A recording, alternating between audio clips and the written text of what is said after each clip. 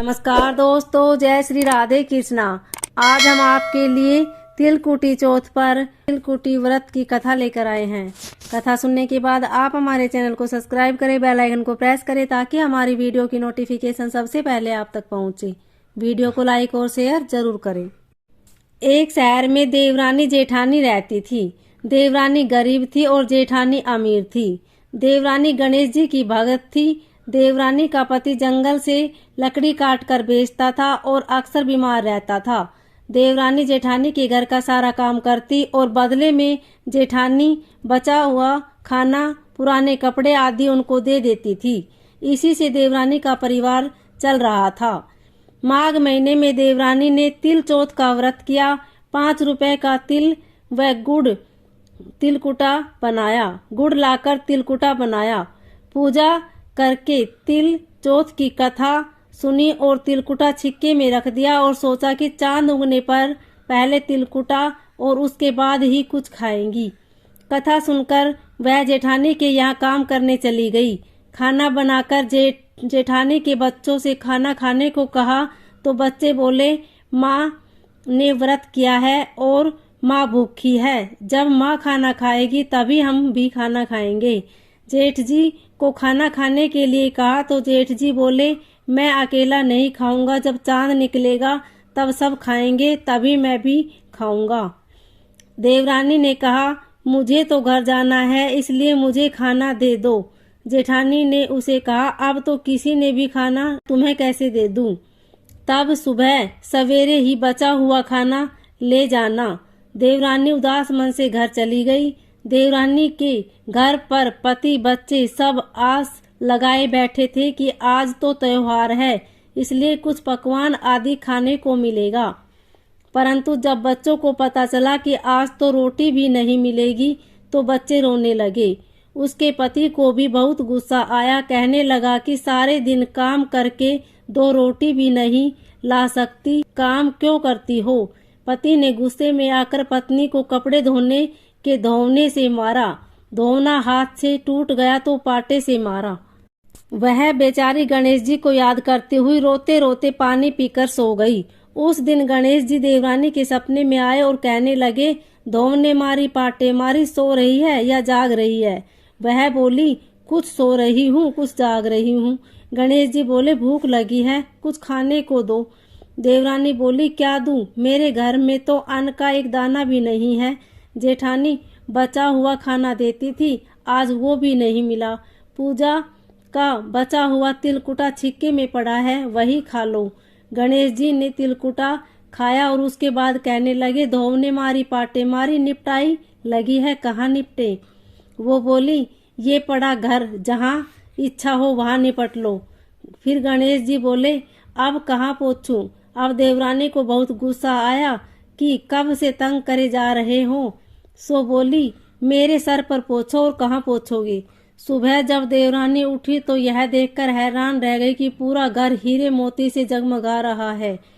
सिर पर जहाँ विनायक जी पोछ कर गए थे वहाँ हीरे के टीके और बिंदी जगमगा रहे थे। उस दिन देवरानी जेठानी के काम करने नहीं गई। जेठानी में कुछ देर तो राह देखी, फिर बच्चों को देवरानी को बुलाने भेज दिया। जेठानी ने सोचा, कल खाना नहीं दिया था इसलिए शायद देवरानी बुरा मान गई। बच्चे बुलाने गए और बोले, चाची चलो, माँ ने बुलाया है, सारा काम पड़ा है। दुनिया में चाहे कोई मौका चूक जाए पर देवरानी जेठानी आपस में कहने का मौका नहीं छोड़ती। देवरानी ने कहा, बेटा बहुत दिन तेरी माँ के यहाँ काम कर लिया, अब तुम अपनी माँ को ही मेरे यहाँ काम। बच्चों ने घर जाकर माँ को बताया कि चाची का तो पूरा घर हीरे मोती से जगमगा रहा है। जेठानी दौड़ती हुई देवरानी के पास आई और पूछा कि ये सब कैसे हुआ। देवरानी ने उसके साथ जो हुआ वो सब कह डाला।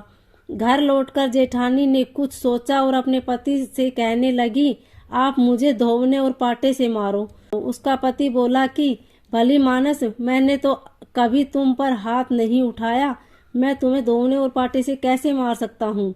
वह नहीं मानी और जिद करने लगी। मजबूरन पति को उसे मारना पड़ा। मार खाने के बाद उसने ढेर सारा घी डालकर चूरमा बनाया और छिक्के में रखकर सो गई। रात को चौथ विनायक जी उसके सपने में आए और कहने लगे, भूख लगी है, क्या खाऊं। जेठानी ने कहा, हे गणेश जी महाराज, मेरी देवरानी के यहाँ तो आपने सूखा चुटकी भर तिलकुटा खाया था। मैंने तो झरने घी का चूरमा बनाकर आपके लिए छिक्के में रखा है। फल और मेवे भी रखे हैं, जो चाहे खा लो। गणेश जी बोले, अब निपटे कहाँ। जेठानी बोली, इसके यहाँ तो टूटी फूटी झोपड़ी थी, मेरे यहाँ तो कंचन के महल हैं, जहाँ चाहो निपटो। फिर गणेश जी ने पूछा, अब जेठानी बोली, मेरे ललाट पर बड़ी सी बिंदी लगाकर पोंछ लो।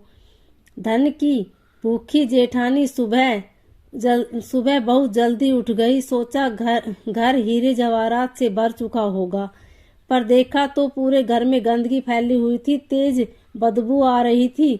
उसके सिर पर भी बहुत सी गंदगी लगी हुई थी। उसने कहा, हे गणेश जी महाराज, ये आपने क्या किया। मुझसे रूठे और देवरानी पर टूटे। जेठानी ने घर की सफाई करने की कोशिश की, परंतु गंदगी और ज्यादा फैलती गई।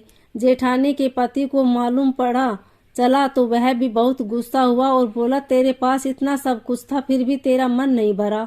परेशान होकर चौथ के विनायक जी से मदद की विनती करने लगी। बोली, मुझसे बड़ी भूल हुई, मुझे क्षमा करो। विनायक जी ने कहा, देवरानी से जलन के कारण तूने जो किया था, यह उसी का फल है। अब तू अपने धन में से आधा धन उसे दे, तभी यह सब साफ होगा। उसने आधा धन तो बांट दिया, किंतु मोहरे की एक आंडी चूल्हे के नीचे गाड़ रखी थी। उसने सोचा कि किसी को पता नहीं चलेगा और उसने उस धन को नहीं बांटा। उसने कहा, हे विनायक जी, अब तो अपना यह बिखराव समेटो। वे बोले, पहले चूल्हे के नीचे गाड़ी हुई मोहरे की हांडी ताक में रखी हुई सुई की भी पांति कर। इस प्रकार विनायक जी ने सुई जैसी छोटी चीज का भी बंटवारा करवाया, अपनी माया समेटी। हे गणेश जी महाराज, जैसी आपने देवरानी पर कृपा करी, वैसी सब पर करना। कहानी कहने वाले, सुनने वाले व हुंकार भरने वाले सब पर कृपा करना। किंतु जेठानी को जैसी सजा दी, वैसी किसी को मत देना। बोलो गणेश जी महाराज की जय। चौथ माता की जय।